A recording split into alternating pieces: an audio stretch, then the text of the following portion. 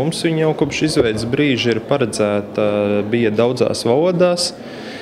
Šķiet, ka angliskā versija jau bija arī kopš paša izveidas sākuma, kur bija pamata informācija pieejama, bet konkrēti, ja jūs domājat šo 98. gada Saeimas pieņemtās deklarācijas tulkojumu, varētu teikt, Nacionālā apvienība pilda tos uzdevumus, ko Saeima ir devusi valdībai.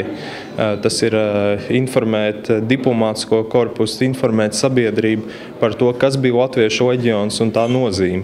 Valdība, kā redzams, pārkāpa Saeimas deklarāciju, tas ir augstāk stāvoši par viņas pašu, pieņem dažādas ļoti diskutābus jautājumus, bet tai pašā laikā Nacionālā apvienība vienkārši pilda šo Saeimas pieņemto lēmumu. Mēs šos tulkojumus esam nodrošinājuši arī citus gadus un izsūtījuši diplomātiskajam korpusam dažādās valodās.